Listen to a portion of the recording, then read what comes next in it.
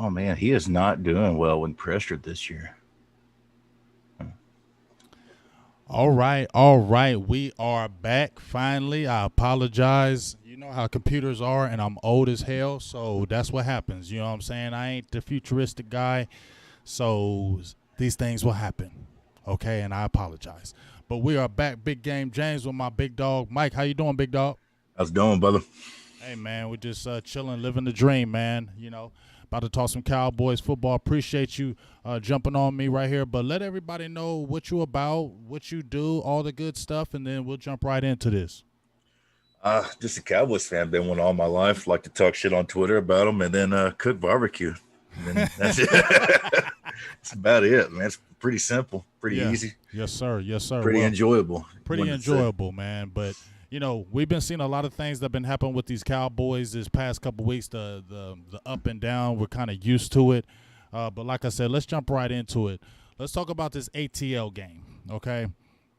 Now, what's your thoughts before we jump in this Seattle game? What's your overall thoughts of this ATL game? What kind of stood out to you in that game? What kind of jumped out to you in this game? Kind of describe that game to you in your opinion. Let's start with everybody's favorite whipping boy. Tristan Hill had a damn good game, and he's probably your best defensive tackle right now. Mm-hmm.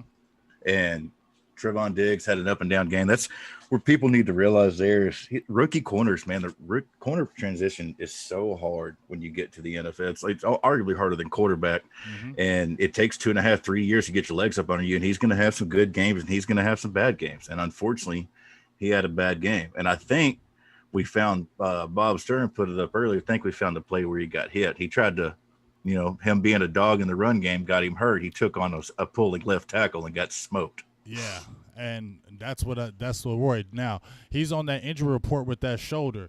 Now that's a little concerning, man, because we're going up against Russell Wilson. You already got Chidobe, who's sitting out with a hamstring. Now you got Anthony Brown, that's already been out in the fold. Now you got possibly Diggs out. What's your thoughts about this if Diggs goes out? You got to make a trade. You got to do something. You don't have the personnel. Taylor Rapp's getting 22% of the snaps in LA right now. He's playing 56% special teams. Might as well use that extra day 3 pick you got in the 4th round. See if you can get a safety in here. And then you can move some guys around. Maybe activate Reggie Robinson. But you're going to have to figure out something because the other guys are not going to get it done. It's just Xavier Woods and Darryl Worley. You've seen what happened last week, and you're going up against some absolute monsters this week. And, if Russell Wilson throwing the ball the way he is, I think that dude could throw it at a Segway right now and get a 100-yard completion. Exactly. So it's terrifying. So what we're going to have to do there is your only hope is Dak. Dak Prescott's the only hope. He's going to have to let him go. Yeah. So, I'm feeling you on that. I love Tristan Hill. Everybody was trying to throw Tristan Hill away, and I was basically on that Tristan Hill team of saying, you know what, it doesn't matter. Please let's not throw him away. He had some really good plays in that game. Mm-hmm. Penetration was really good. But, let's talk about this front before we talk about anything else. Everson Griffin had an interview with DallasCowboys.com. Our guy, Jeff Kavanaugh, him and we noted that yesterday, how the back and forth that they had. But at the end of the day, whenever Sir Griffin was talking all that trash to my dog Jeff, he still was understanding that, you know what, you do need to get better. And guess what? We see that you did change up now. Now he's saying that I'm not good in a 2-point stance. I need to play in a 3-point stance. What's your kind of feelings about the front four, the front line, and them switching, and Everson Griffin saying that, you know what, I'm not good in a 2-point stance. I need to go back in a 3-point stance. And do you think DeMarcus Lawrence need to follow suit? I think he's going to follow suit. He wasn't at practice today. Right. So I think they got in the film room, and you got a coaching staff that's going to be like, hey, if this isn't working, it's not working. It's not going to be like the old regime where we just hang out for half a season until the damn thing falls apart. Right. No, if it's not working, let's get it figured out. And Everson Griffin said, hey, I need to put my hand in the dirt. And Mike Nolan goes, or Tom Sula, whichever one, goes, okay, put your hand in the dirt. And then DeMarcus Lawrence is probably going to do the same thing because DeMarcus Lawrence has not been playing well. And John Owning highlighted that in the 22. He's been taking false steps. He's having trouble getting power and generating any type of pass rush out of that 2-point stance. These are bigger dudes. And it's funny you mentioned Kavanaugh because Everson Griffin got all butthurt about that. And then 10 comments down in the tweets, he's responding to people basically doing an AMA for the next 2 hours. And he basically agreed what Jeff said. It's like his hands are slow and he can't generate power in his feet. And then he said as much today to Michael Gilkin. So, he got upset, but sometimes the truth stings a little bit, and that's just it.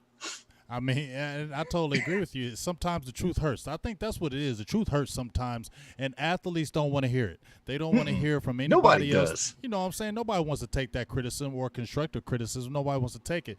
But Jeff was telling the truth. He's basically saying what were better at when you were on the ground. And then, like you said, after we saw him going off, you seen later in the comments, he was like, you know what? I do need to get better. It's only week 2. Wait for us. You know what I'm saying? And then he comes out. It's like y'all but apologize. He basically apologized. Did you see the tweets? Basically, he apologized without apologizing. Like, okay, man. I'm not. I'm sorry y'all felt that way. I didn't. I'm sorry y'all felt that way, but you know what, Kavanaugh, you was really right with what you said about me. I do need to go on the ground and need to get better because, like you said, he's played 10 years of hands in the ground. You got DeMarcus Lawrence has played 7-8 years hands in the ground. Guess what? I played the game. If you've been in that 3-point stance pretty much your whole career, and now all of a sudden you got to stand up. Muscle memory, man. It's the whole thing. Exactly. it's you don't. And here's the thing. We had COVID. It's not like they got to train and practice standing up. They didn't get any of that. It was 30 days, then we hit football. You're not going to have guys who've been playing in the dirt with their hand in the dirt all their lives, and all of a sudden 30 days be able to change this and start being able to attack people. It's not going to work. So now let me ask you about D-Law. If his hand goes in the dirt, do you still think he improves? Now, he's great as a run defender, okay? We understand that. But they're not paying him just to be $18 million per to be a run defender. Do you think he snaps out of it? Because he said a couple years ago he's a 10-sack guy. Do you think he snaps out of this? Or what do you think they need to do to get D-Law up and going? I thought Crawford coming back would help because if you look at a lot of his film, a lot of his stunts, a lot of his sacks come off these ET stunts. Mm-hmm. And that's how he gets upfield, and that's where a lot of his production comes. And Crawford's been bad.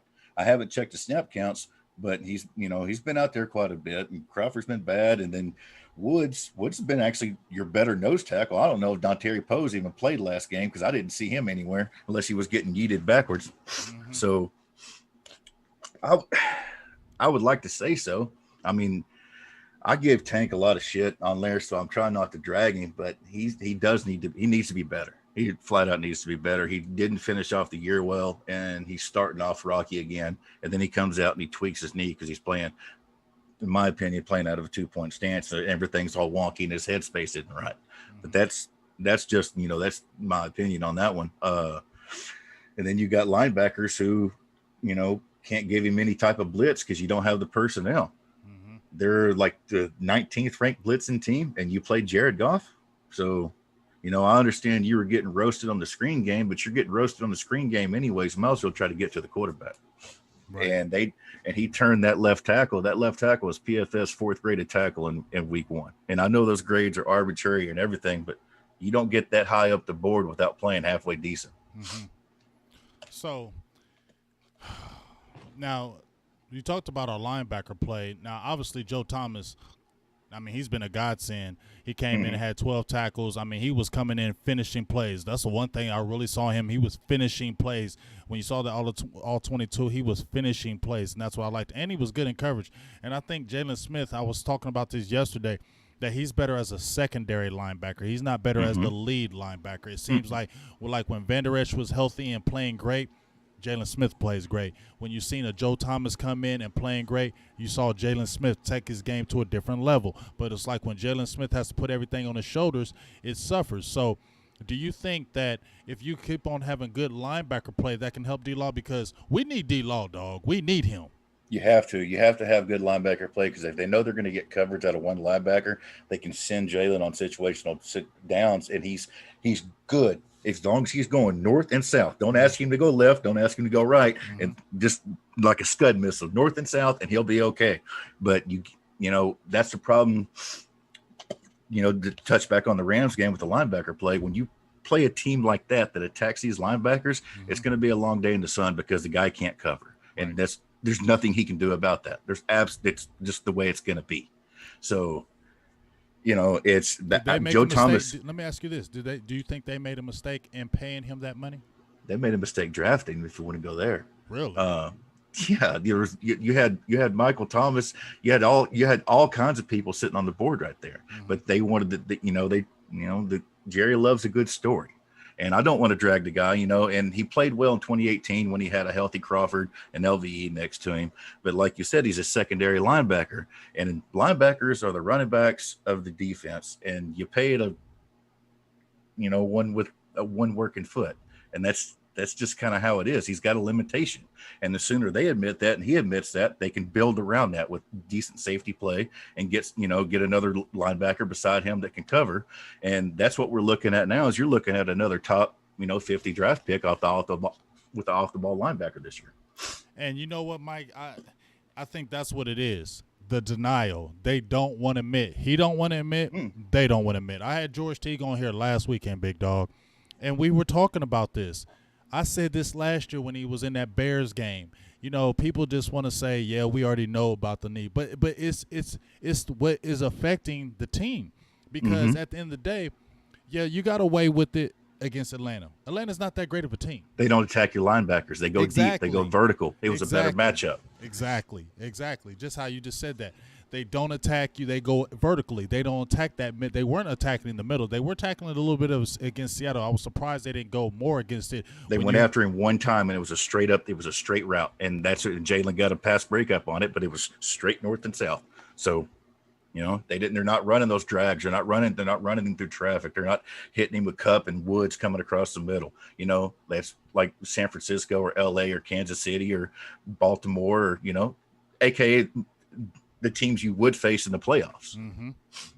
I mean, you're hitting the spot on right there, Big Dog. Like I said, where do they kill Jalen Smith is, like you said, drags, misdirections. When he's got if you do an in and out, those are the type of patterns that is going to kill him. If you just send a tight end, like you said, straight up the seam, he's great with that. He'll be able to match that. But if that tight end goes straight and then makes a cut, it's over for Jalen. No matter what we try and talk about, it's going to be a problem. And like you said, it didn't hurt us in Atlanta because they didn't exploit the matchup. But when you play these teams that will exploit that, it's going to be a problem later on in the season. And I feel like they got to rectify because you don't know what's going on with Sean Lee.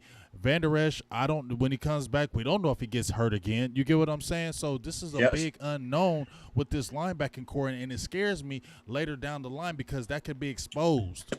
Trade for Miles Jack. Trade for Miles Jack. He's a will linebacker, and you can run Jalen in situationally as a pass rusher. So what do you think about Luke Gifford?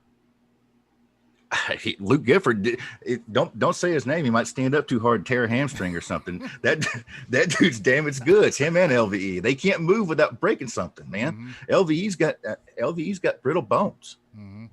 I mean, I hate to say it. He had injury concerns in high school when he only played in 7-man or 10-man football, 8-man football, 8-man football. Then he gets to college and he has that neck concern, and everybody ignored it. And then, lo and behold, look what gets hurt. And then he comes back and gets hurt immediately again. And I'm not saying anything about his talent when he's healthy. He was amazing, but it was obvious in the first game he wasn't right. And then he took that hit, and there we go. So, I mean, he was hurt coming into last year. He had that hip thing, and they pretended it wasn't a thing. And everybody was, what's wrong with LVE? He can't cover. If you looked at him, he had no bend, he had no flex, he couldn't cut, and he couldn't move vertically because his hip was fucked up. So, if you don't trade for a linebacker that can play in the NFL, they're going to burn a high stock on one in the draft. Yeah, I think they're going to burn one high stock in the draft because they ain't trading for no linebacker during this year. They're going to rely on old Sean Lee coming off injured reserve. They're going to bang. That's fool's gold. It is fool's gold because here's the thing, Big Dog. Why do we still have him on the roster? I talked about this to Dave Hellman, and they were like, "That's not fair to Sean Lee." Why is it not fair to him? Why does a guy who is hurt every single year, and then he doesn't even practice, and he's on the roster? You kept a roster spot for him. He automatically was on the team because he's Sean Lee. That's exactly why. And then the 1 year they had him healthy, they rode that bum ass coach to the playoffs. Now, that's another conversation. But he should be a coach. Hand him a headset. Say, hey, you gave it a good run, killer. If you want to play, we'll let you out of your contract at the end of this year. Sorry, but sorry it didn't work out. How many surgeries do you want to have? How many rehabs do you want to go through? The dude spent more time rehabbing than he has planned. I know he's missed over 50-something games, and we're already starting out right now. I mean, he's missed more games, and I don't care when they're talking about, oh, well, he's not getting paid right now. I don't care about that. That doesn't matter. He's been holding the team hostage with these injuries. Every single year he gets hurt, it's holding the team because they sitting there and want to keep on relying and waiting on him.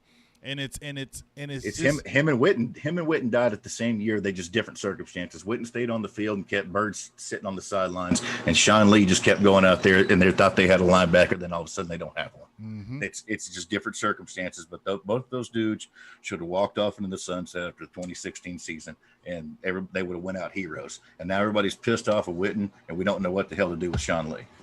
Exactly. So we're getting ready to head up into this Seattle matchup, right? So Cowboys 1-1 heading up into Seattle. What are some of the let's talk about Russell Wilson. Let's bring him up right now because he's the number one factor in this whole daggone game.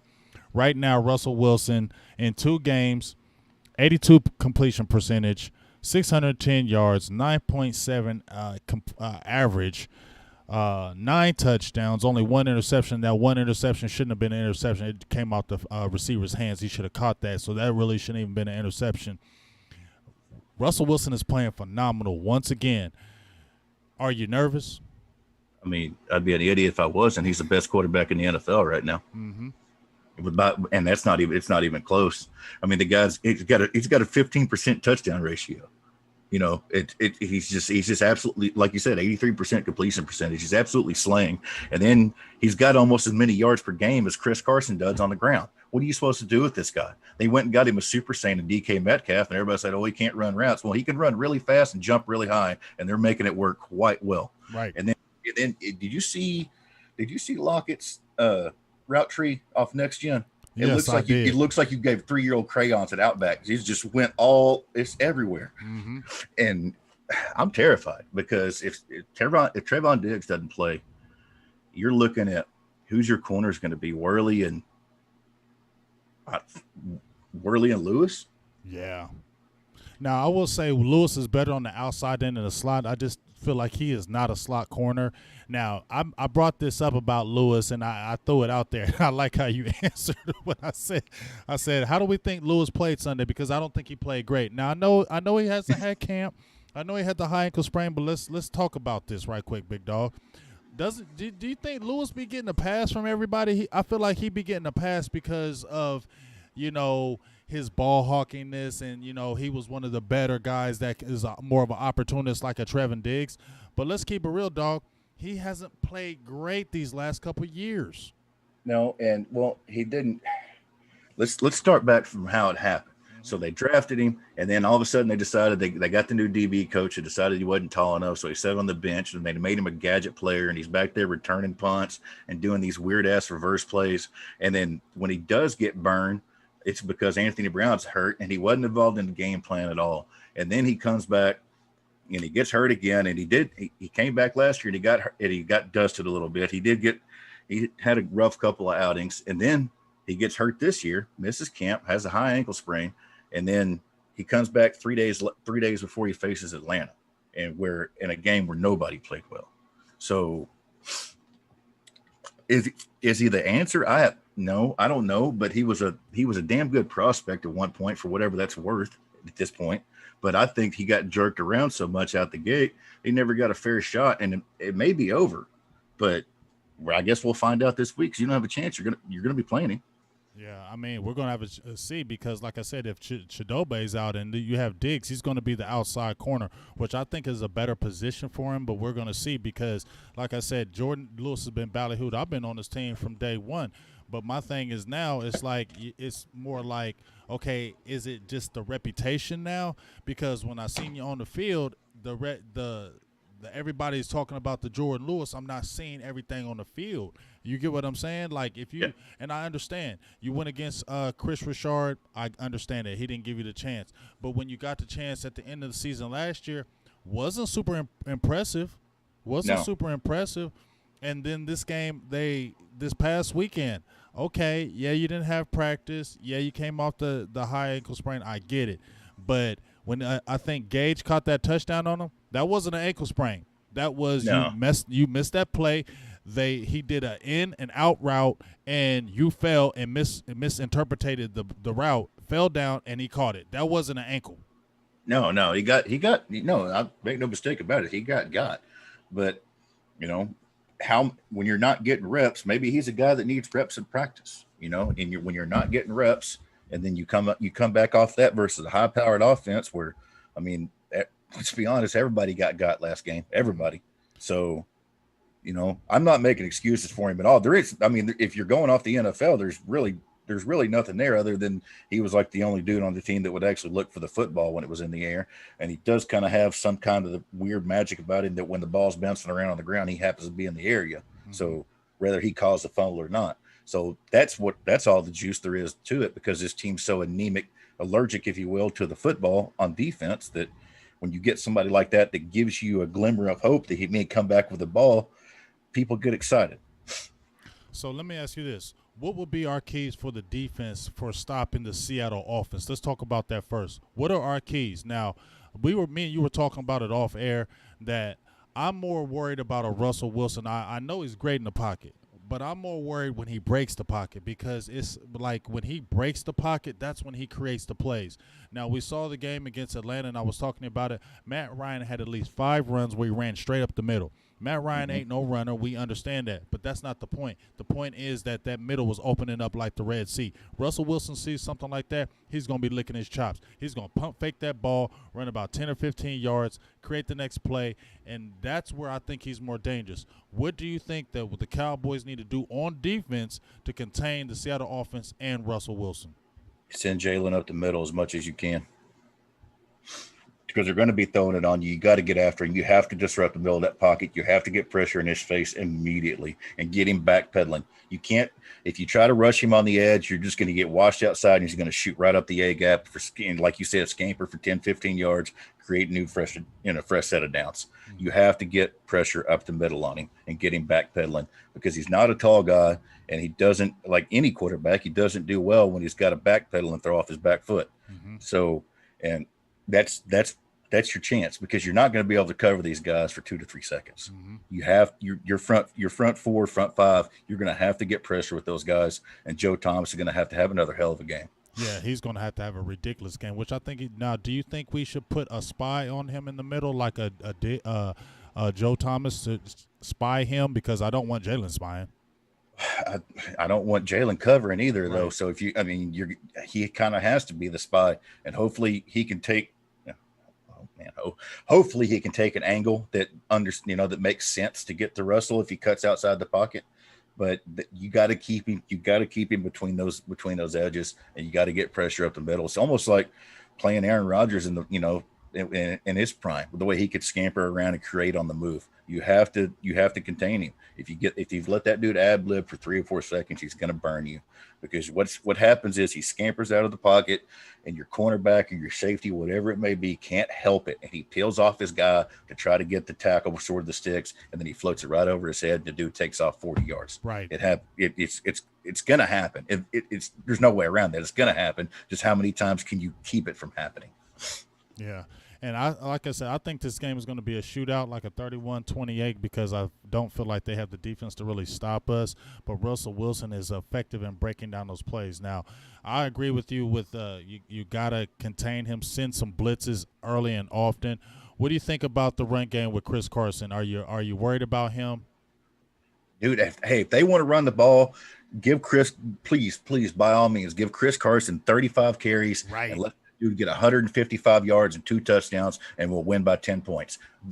Everybody have a good night. Because think about it. That playoff, think about it, big dog. That playoff in 2018, we talked about it last night with Dave Hellman. Seattle played into our hands. Seattle helped us because they kept on being hard-headed and they kept on trying to run, and that fell into our plan because if Russell Wilson would have been scrambling throwing the ball, it'd have been a whole different story. But they kept on forcing that run game, and I'm great with that. Let him run because I like our run. Give him 50 carries. Please let him run the damn ball. Run all day. Get the rushing title. Get your 2 touchdowns. Get 150, 175, 200. I don't care. Get 200 yards, but don't let that man throw the football because he's thrown it 63 times and he's only missed 10 of them. That's what I'm worried about because now that offensive coordinator is basically letting Russ do his thing, and I don't think they're going to be hard-headed with this game plan. I think they are going to try to throw it everywhere. Because why would you stop? Well, they've already cut it. They've already cut their first line. They got that pass game. They're on that high. Mm-hmm. They're going to keep. Why would you stop? Why would you can't stop? Exactly. Now we talked. Now you said send Jalen on some blitzes. What do you think this front needs to do to really contain? Because I listened to Everson Griffin. Now he said something that kind of stood out to me, big dog. He said it multiple times. The Cowboys have to stay disciplined. They have to stay in their lanes. They have to pay attention to what's going on. So basically he was saying guys need to understand their fronts. Guys need to know where they need to go. I heard him say that multiple times. So if he's saying that multiple times, is there confusion up on that front? Because he's saying it like guys got to stay in their gaps, they got to stay disciplined, and they got to pay attention. And he said that multiple times. Is there something going on with that front line? The guys are just kind of playing hero ball? Well, this team was one of the worst teams in the NFL. It's assignment football last year, and that's why they kept getting gashed in that run game. Jalen's picking gaps, trying to pick a hole, and you got Bennett doing whatever the hell he wants to do, and then you got Quinn sack hunting, and then there's run game gaps all up and down the line. So they're probably still having issues with that, and they're trying to learn a new scheme where they didn't get any preseason, and they're installing a whole new defensive scheme where they're actually disguising coverages and stuff. So there's a lot of communication that goes along in that. And now you got Jalen on the mic calling the plays of he's got the headset. Mm-hmm. So it's the second game.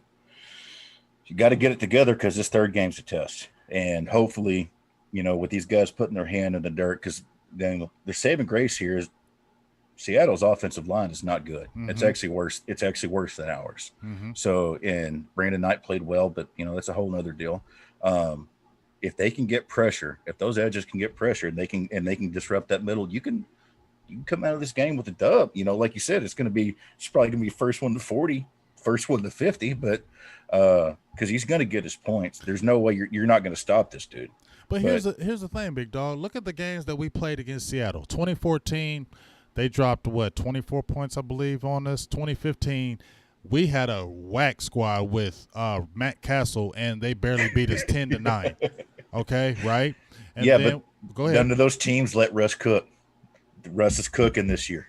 None of those teams, like you said, 2018. The only coach that Jason Garrett could beat in the playoffs is Pete Carroll because he's stupider than he is. Mm-hmm. You got an all-pro, like Hall of Fame quarterback back there, and you're only letting him have third down. Mm-hmm. Well, thank you very much. We'll come out of here with a 3-point lead at the end of the game. Mm-hmm. So if they go back to the teams you're talking about, then yeah, you can win this game. But if they're going to let Russell sling the ball all around the field, you're going to have to let Dak cook, and you're going to have to.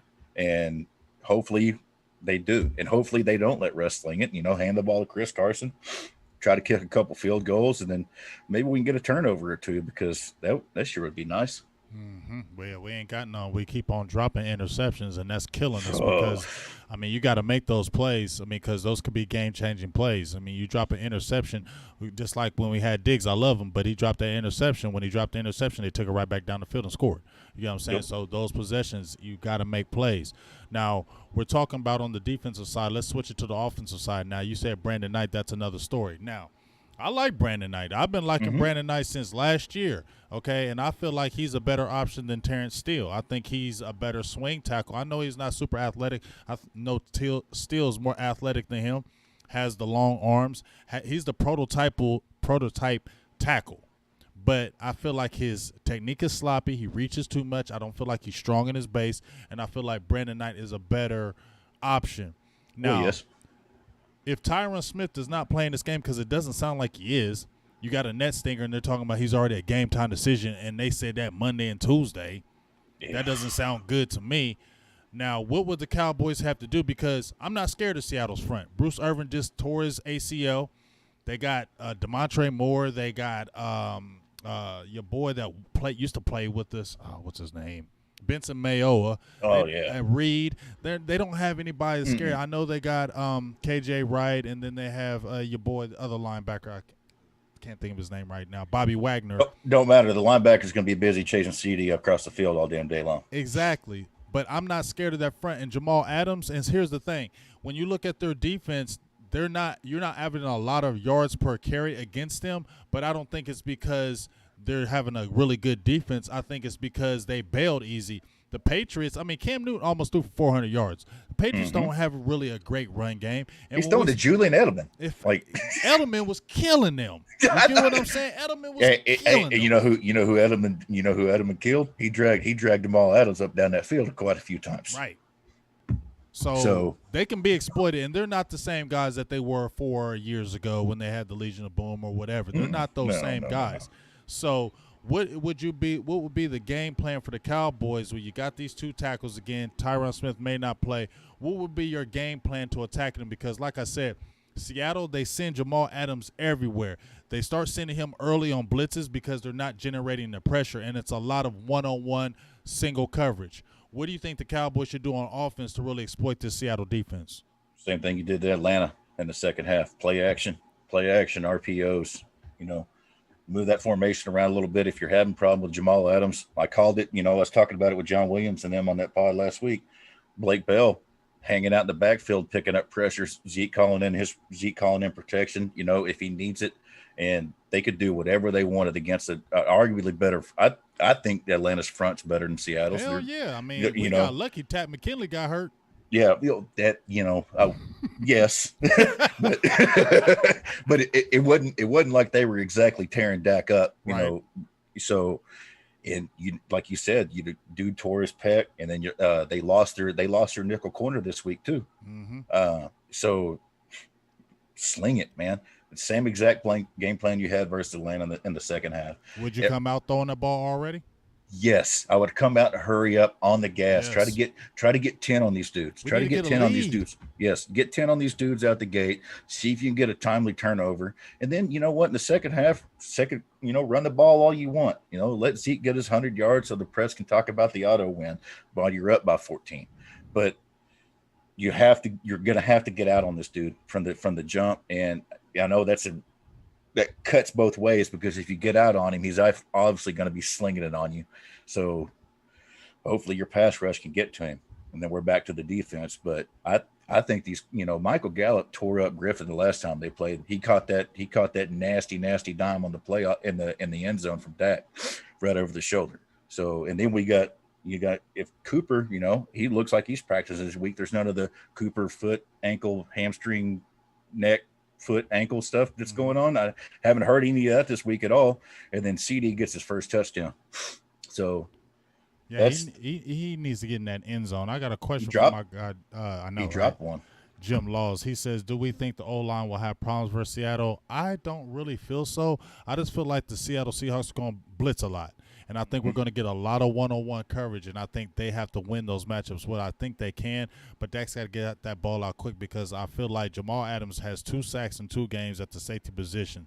They love to run that delayed blitz with Jamal. It's the same thing. They send him up the middle. They send him off the edge, and it's delayed. And if you're not watching, he'll hit you in that back, because that's where he's coming off that backside. So they really have to contain that. Do you think, when they're sending that blitz like that, what is a good way to counteract that when they're sending Jamal Adams like that?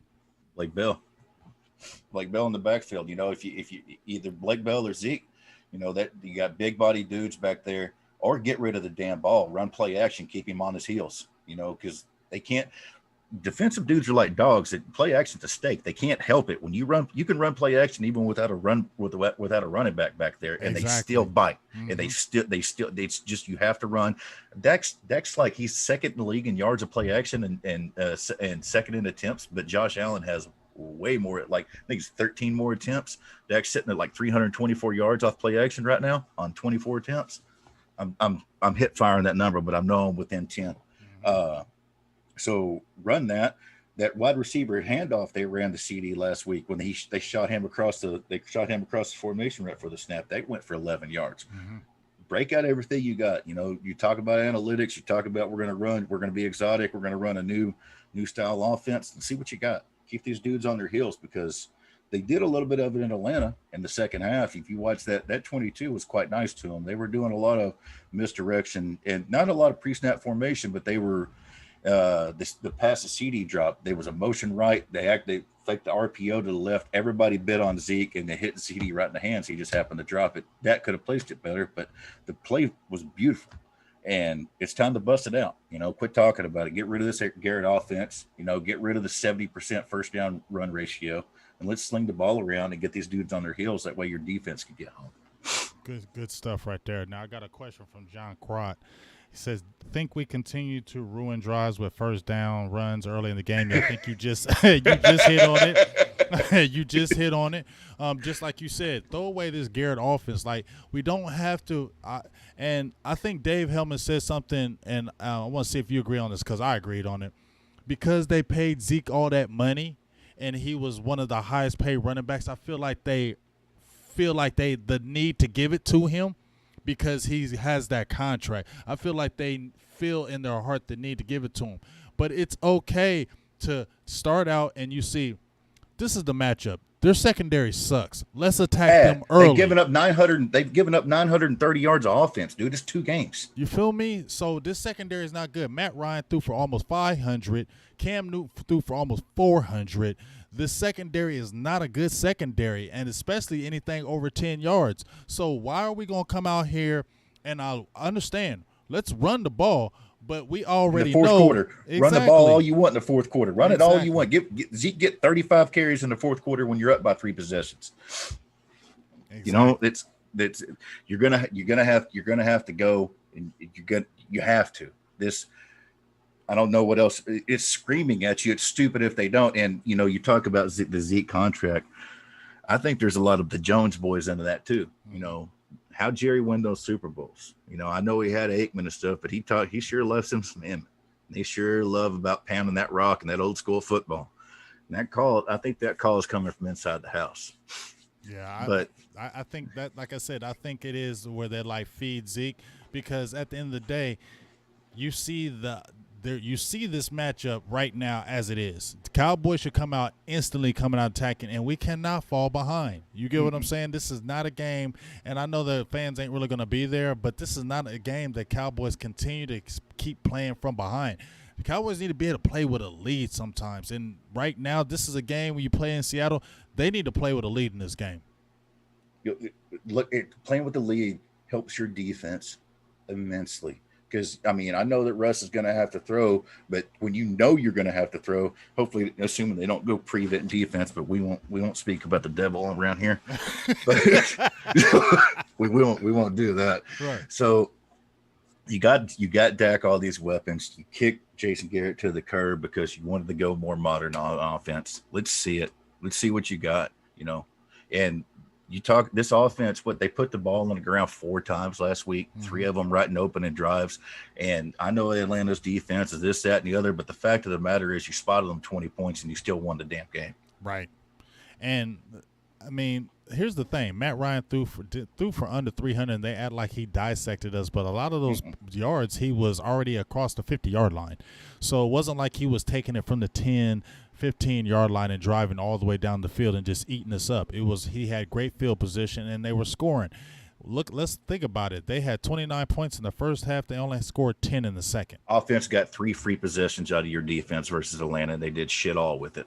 Nothing. You get what I'm saying? Nothing. And they have a potent offense. Now, I wasn't scared of Atlanta's defense, but they do have a potent offense, and that's what got me excited a little bit, is that with all those weapons, they still weren't really impressive, in my opinion. No, they absolutely weren't. But Seattle's more impressive. They got a better quarterback, and they got a quarterback that can move. And this defense has struggled against mobile quarterbacks since before since before where? Since before the beginning of time. Yeah, we get a scrambling quarterback, dog, we be getting killed. Because there's only so much you can do about it. But this game means a whole lot. It's an NFC opponent. It's an NFC opponent. It's definitely a playoff team. This means this game can mean a whole lot when you get to the end of the season, and you'll be looking back on this like, man, I wish we would have, wish we wouldn't have kicked that field goal there. I don't want to have that thought.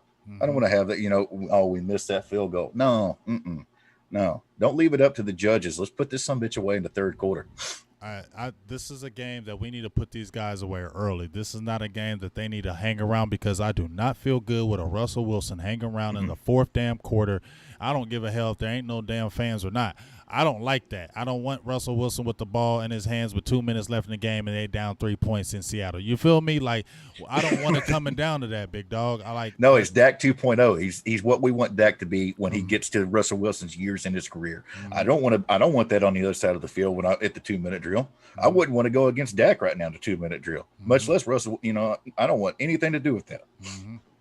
So let me ask you this. So we're talking about Pete Carroll, Mike Holmgren. They played against each other.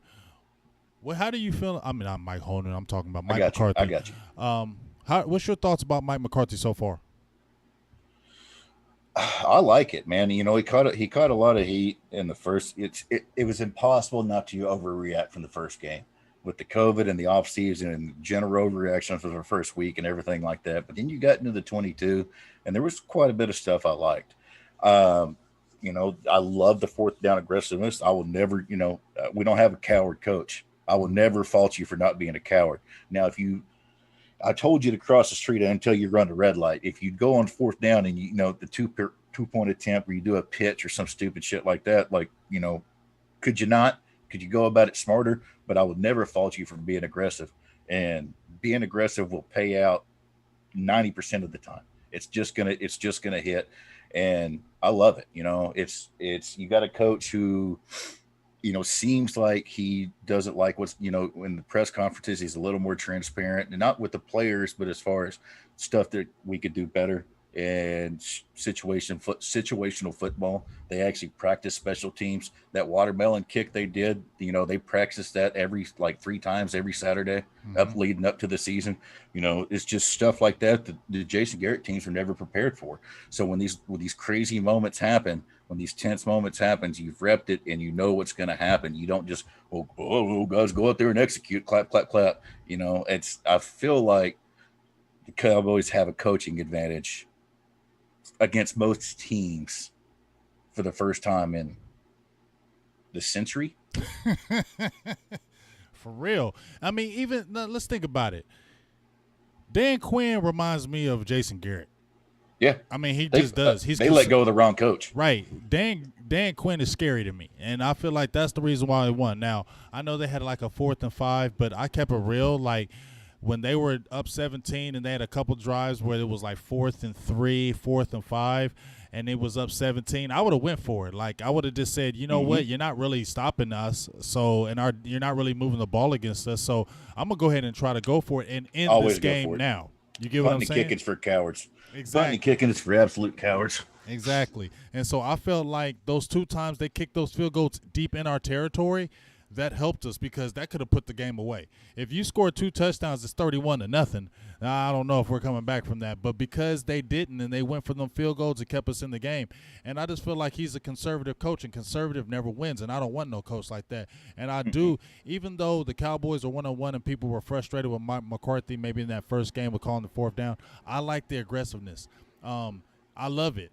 We haven't had that in a long time, and I feel like he's not just doing this to do it. I feel like this is the MO. This is what we're going to do. We're going to stay He's always aggressive. been that way. He's always been one of the most aggressive 4th down coaches in the NFL. And we need to see that. The reason he got let go from Green Bay, they parted ways. He got stale in the offense, and going off to 22, and I know it's you watch it live, you just don't see the stuff that you see when you go back and you watch the coach's tape and you see this cool, the stuff they're doing with when they talk about misdirection, they're not running misdirection. I know people hated that. We're not going to run misdirection just to run misdirection. Well, there's a little bit of truth to that. And when they have ran it, it's worked, and it's been smart, and it's been situational. Now, could you run it a lot more? Shit, yes, you could. And I think any play out of play action that you don't run play action is a wasted down. But that's my opinion, because Dak is, he was the second best quarterback off play action in the NFL last year, second to Kirk Cousins. Minnesota comes out this year and runs no play action, and then look what happened up there.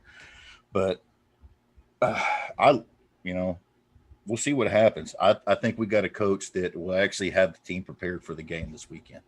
Now, whether or not they decide to play, that's another issue. Putting the ball on the ground like that really puts you in a hole. You never really got to see what this team was out of the gate, because they were, whether or not I agree with it or not, they were clicking like 4 to 6 yards per run before they put the ball on the ground, obviously, which, and by the successful play metric, that's a quote unquote successful play. I think you could get 10 with the pass. Why shouldn't you? But they were still clicking away with that. And I think, be prepared for that. They are going to run the ball. We're always going to be frustrated with this team because they are going to run the ball. It's just the way it's going to be, but they're going to be, 65% pass to, 45% run versus the other way around, like the other team was, which is quite a few plays over the course of the game on first down. That could be the touchdown play. So let me ask you this. Who do you think the offense is go through now? Is it Zeke or Dak? It's Dak. It's got to be Dak. If you're building the offense around a running back, you're putting square tires on your race car. It's got to be after they see what he just did versus Atlanta. How could you hand that ball off like you're Jason Garrett? How could, if you do, that's coaching malpractice. And if it's going to be the case, if we get to the end of the year and they've ran the ball like Jason Garrett did at the detriment of the team, like the Minnesota game last year where they ran it 16 times on first down when Dak was fucking cooking, fire everybody. I don't want that on my team. I don't want coward football on my team. Go establish a run somewhere else. We're trying to win football games. You speaking really good. I see why everybody like bring your ass on podcasts and shit. You feel me? So I think the Cowboys gonna win this game. I mean, like I said, I'm not worried. It's just Russ. I'm not worried about the Seahawks. It's a tough game. You got to be worried. It's a tough game, and it's the NFL. There's only 16 of them. Every one of them matters. I know every one of them matters, and maybe because I'm not even being cocky with it, but I just feel like I just don't think the defense is good enough. I feel like we can really score a lot of points on this defense, but I just feel like the guy that we are the main person is Russ, because I just feel like I don't feel like Kaysen is really going to get off. I don't feel like he going to get no 100-yard game. I just feel like the guy that we got to worry about, not even so much in the pocket, big dog, is when he breaks the pocket. It keeps coming in my head. When he breaks that pocket is when I have nightmares. You have nightmares of this shit, dude. I watch the dude every weekend. You'll be watching football and red zone pops in. Oh, here goes Russell scampering out of the pocket, throwing a 70-yard piss missile to Tyler Lockett. Like, God, could you not? He's insane, man. He's absolutely insane. But you keep talking about Russ. It's Russ and DK and Tyler. That's what they got. Let that running back run all he wants to do. Let him run all day long. If they want to revert back to coward football and play like it's 1967, by all means, please do it, because our defense is marginal. All these damn injuries. If Tank doesn't play, I hope Tank knee's okay. If Tank's knee's okay, let's see what happened with Diggs, because they didn't sound like it was too serious. There hadn't been any like, oh, I don't know about game day. They got everything locked down. But if Diggs plays and Tank plays, we have a better defense than they do. They have a better quarterback. We have a better offense. And, the numbers add up. You should win the game. Well, hopefully. Yeah, like I said, hopefully that happens. Now, let me ask you, who do you think on the offense right now? It's only been 2 games. Who is your guy that the Cowboys must get the ball to on offense for this offense to continue to click? Young Lamb, baby. Is he the number one receiver? Fuck yes, he is. Now, me and my guy Skywalker Still, we did a podcast last month, right? And we were talking that CeeDee Lamb, I know Amari got the big money and Michael Gallup's a dog, but CeeDee Lamb's going to be that number one, if not already, dog. You can just tell, like, now, Amari had that dope catch where he caught the one-handed, but come on, dog. When you see CeeDee get that ball, it's a different acceleration. You watched the 22, right? Mm-hmm. Okay, so you had the Gallup butt bomb that was in crunch time. That was arguably, one of the big, if arguably the biggest play of the game. And then he went right back after that when they got to the end zone. He went right back after Gallup, and Atlanta had a DPI. Amari's not getting those crucial down targets. It's CeeDee. It's CeeDee and Gallup. And I also feel that because Gallup wasn't that go up and get it guy. He didn't attack. That wasn't his game coming out of college. Mm-hmm. He was really, really good, but he didn't have that vertical game in him. And that dude went up there like Minnie Dez and snatched that some bitch ball. Mm-hmm. And then he about did it again. He high pointed it in the back of the end zone against that cornerback that Zeke killed on the right. He broke his back. Broke his back. I thought that dude got Johnny Knox, and then he went right back after him, and that would have been a touchdown. But the Atlanta DPI, it was shoving right in his face mask. So, and then you got CeeDee and 2-minute drill on the end zone. Dak rolls out to his right. The play was designed for CeeDee Lamb. It hit CeeDee right in his hands. Dak could have thrown it better. He could have thrown it 8 inches higher, but that dude got a lot of targets. He's 8th in the league right now in YAC. He's obviously leading the team. He's 2nd in rookies to only Jonathan Tyler, who has checked down Rivers up there. Mm-hmm. And the kids, and he was a top 10 prospect for a reason. I love Michael Gallup. I'm CEO of the Gallup Hive. Kavanaugh is CEO. CeeDee Lamb is that dude. He is. And he looks like he's been playing the game for 5 years when he's out there. Everything's smooth. Everything, he catches the ball. He's ready to he's ready to cut up field. He's down there blocking. And I know he got called for that blindside block. That was a lovely block. What's he supposed to do? Let Right. him get tackled? They were playing football. Pull your, what the hell are we doing? Go play sand volleyball if you don't want to get popped. I don't know what to tell you. I love to see it. Never stop catching bodies downfield. So he's that dude, and he will be that dude. And if that dude got fed like OBJ got fed his rookie year, he would beat his record. OBJ, when it was like 1,300 yards and like 14 touchdowns, mm-hmm. I think it was, mm-hmm. he would dust that.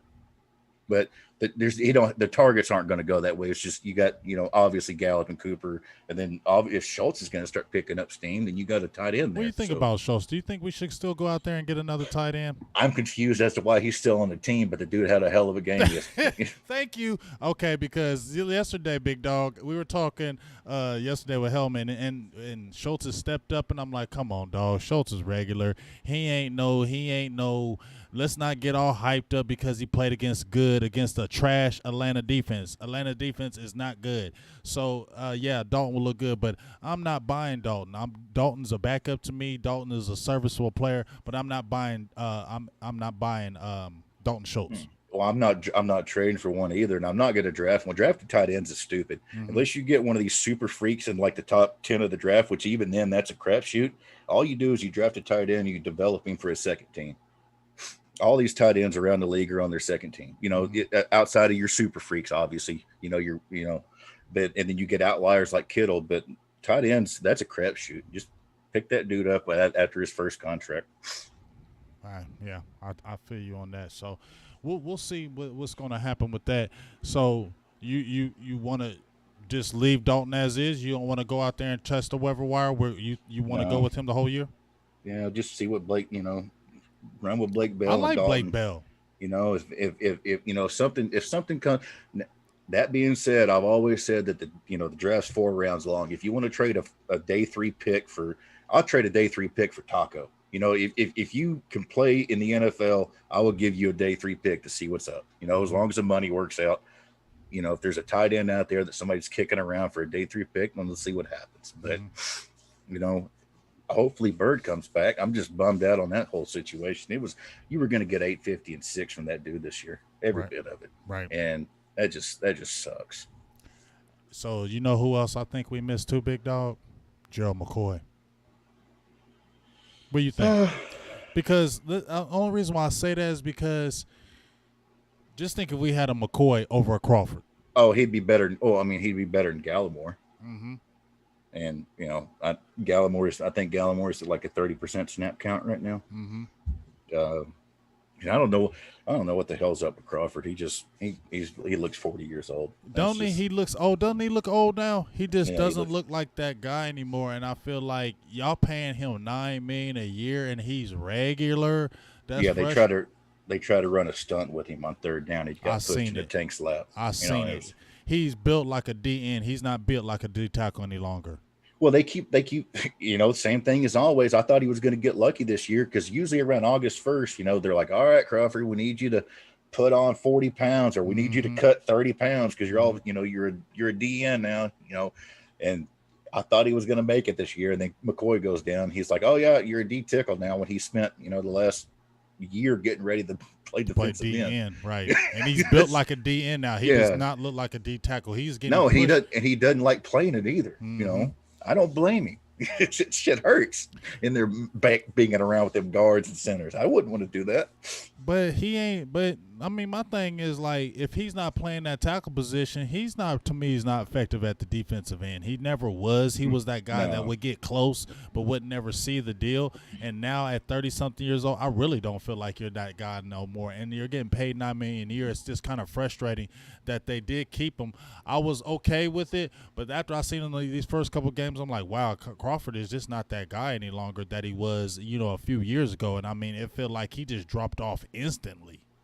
He was always good in the run game, and I know that's when you bring the contract into it, it's like, oh, I'm not paying you that much to stop the run, but he was really good at holding contained and not letting that, that backside leak out on the run game. Mm-hmm. And that's what he did. That pulling stunts with Tank. And, hopefully he gets his feet up under him. And we got to think about it. He's been playing next to a damn stand-up DN. Has he ever done that? Right. Nah. So that's a whole nother situation. And hopefully I'm assuming, they're going to let Tank put his hand in the dirt because they let Griffin do it. And Tank, it's Tank's defense. So let's see what happens there. And then you got Tristan Hill, that dude could have a huge game here. I like Tristan. I think he's going to play. I mean, I think he's going to just continue to Kenny. I'm really excited about him. I love watching him, that quick first step. Now he got pushed around a couple plays, but for the most part, man, he is in there. And you know what I like about him? I'm watching him after the plays are over. He's a little feisty. He's pushing offensive linemen. He's in there. He's insane. He plays without gloves. Any idiot that plays defensive line without gloves is an absolute madman. I think that's what somebody said in the feed. Somebody said, tell him to put some damn gloves on. That's what I said. Like, damn, I like it. Be crazy, because he's over there. I mean, once I seen him in his interviews talking to people, I said, oh, wow, yes, he different, because he was just like, yeah, no, okay. I'm like, okay, Tristan Hill is different. But I need to continue to see that different. I think he's going to continue to just grow into that 3 tech. I think he's going to be a formidable force, especially toward the end of the year, and I think we'll be even more excited. We're seeing just flashes right now, but I think when you get in like a week 9, week 10, we're really going to be excited. And, boy, can you wait till Randy Gregory gets back. Talking about stand-up DN. What do you think Randy Gregory's going to do this defense? Stay healthy. Stay healthy and produce. I don't care about your numbers. Stay healthy. Can you be a fresh edge? Can we get a fresh edge rusher at week 7 of this season that's looking to be like a demolition derby right now? Mm-hmm. If you get a fresh edge rusher in week 7, that's all right in my book, man. If you get, say he gets 2 sacks, get a couple timely pressures, just stay healthy, get a year up under your belt, and let's see what happens. I don't expect too much of him, to be honest. He hadn't played in so long, but when he did come back a couple of years ago, the dude was tearing ass. So, right. Like I said, I think He's just a different type player, like an Alden Smith. They ain't regular type players. They ain't built. Mm-hmm. They ain't built like these regular NFL players. They cyborgs to me. They just because anytime that you got 2015 and you basically played only like a year and a half, you can still come in there and do what you do. You're not a average player. Like average players can't do that.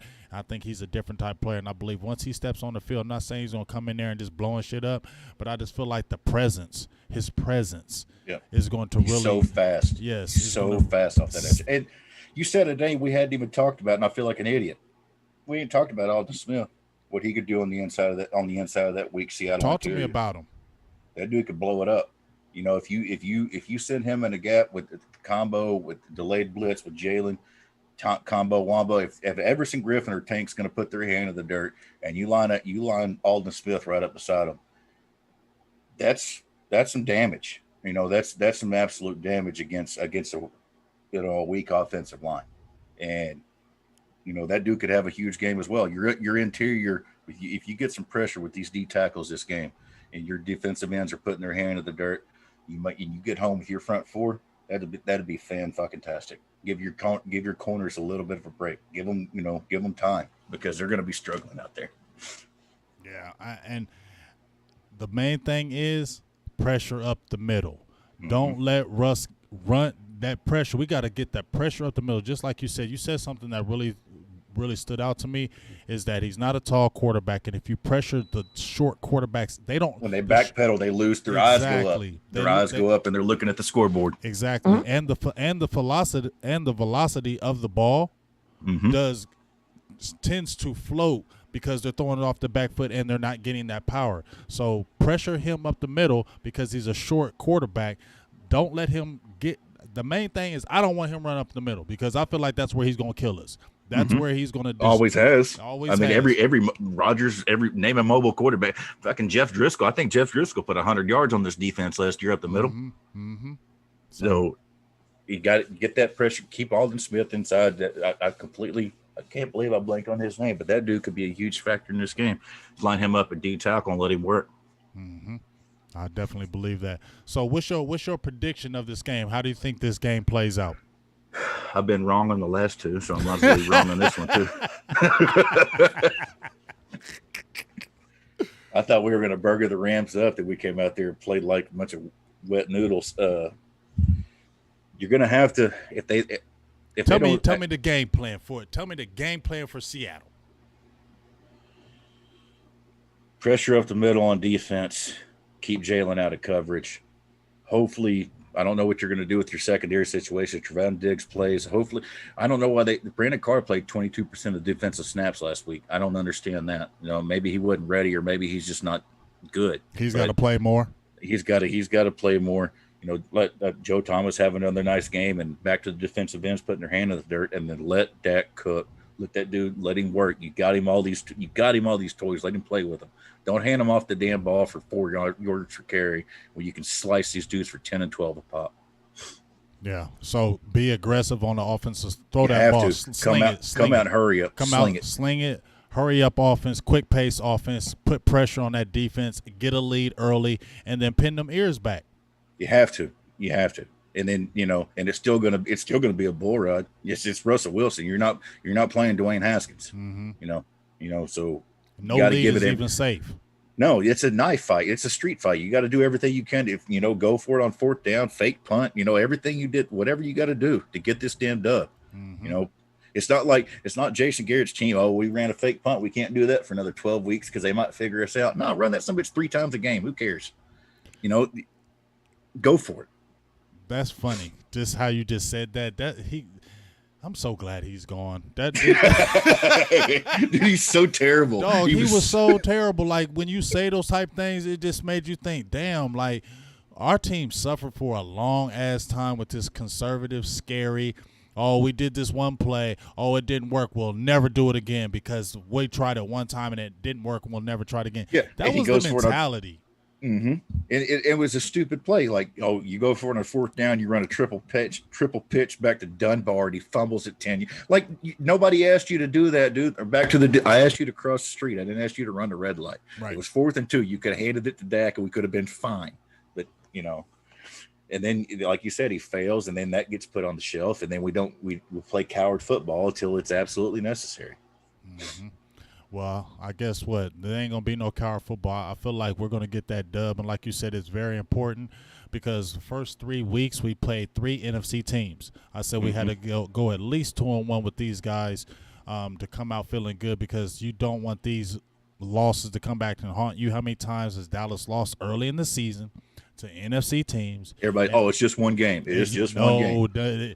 And then at the end of the year, we're fighting for playoff position, and guess who is tied with the same team we lost to? And if they win, we lose in a tiebreaker and don't go. I'm tired of that. That we can't have that. So we got to be 2-1 before we head to the Browns. 3-1. 3 as far as we play the Giants right after that. So start 1-0 in the division. We must be 2-1 in these first 3 NFC games to feel good about ourselves and then knock off an AFC opponent. But we must get this win against Seattle. I'm not saying it's a must win, but it is a must win. I feel like for to really continue to keep our psyche strong and really kind of push us in that. I think it really is going to gain a lot of momentum if we go up in Seattle and beat them again. Oh, you beat Seattle. This team's going to have its head on fire. Yeah, I feel like after what you pulled off, Atlanta had a 98% win probability for 13 minutes of the fourth quarter. Right, and you pulled out that dub. You carry that momentum in the beat Seattle with Russell Wilson playing the way he is. This team will absolutely be on fire. Yes, I totally agree. That's what the key is. This is a mentality game for me. This is a mental game for me. Just like you said, the way Russell Wilson is playing, Seattle's 2-0. I'm not super impressed with Seattle's team, but I'm impressed with what Russell is doing. If we can go in there and put it to him, it's going to give that confidence to say, hey, we're the team to beat out here. It's nobody else, and put the bullseye on us. So we'll see what happens. But, hey, man, I appreciate you, big dog, coming in, man. A lot of people was loving you in the feed. Awesome. Hopefully you can come back and do this again with me. I had a great talk with you, big dog. I really like talking football with you. Any weekday, dude, I'm usually down. So just give me a shout. Yes. So I'd like to give a shout out to everybody in the feed. We appreciate everybody. Good support in the feed live. Like I said, a lot of people are liking it. We're going to bring. Thanks for coming through. Yes, sir. We're going to bring Mike back in. Probably give it about 2 or 3 weeks, see how the pulse of the team, and then we'll have this conversation like, hey, dog, remember when we talked about the Seattle game? We were some fools. Remember when we talked about that shit? We 1-6. We was talking all that shit. We lost 4 in a row. Damn you. You ain't coming on the show no more. No. Sell the damn team. But yes, sir, we're definitely gonna do this again. Appreciate everybody that was in the feed. Make sure you tune in tomorrow. We're gonna do some film breakdown, talk some more about the Seattle contest as we get ready for the Seattle Seahawks this Sunday.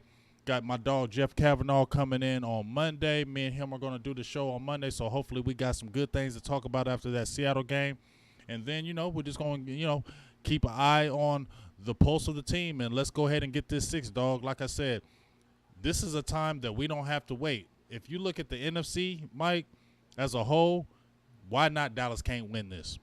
I mean, I have no idea. You have everything. You have the team. Mm-hmm. You're supposed to, and you supposedly went and got the coach that knows how to get it done. Mm-hmm. Now prove it. Like I said last week, good teams win, bad teams make excuses. Which one are you? And they went and beat Atlanta. Let's see what they got this week. Exactly. I totally feel you, bro. Stay on the line with me because I'm about to end this, but I want you to stay on the line with me. We'll chop it up for a few. But I appreciate everybody in the feed. Thank you for everybody tuning in. Man, Mike was a great host. I love your knowledge, good flow. And like I said, we're definitely going to do this again. But I'll talk to everybody soon. Big Game James, Silver and Blue Nation.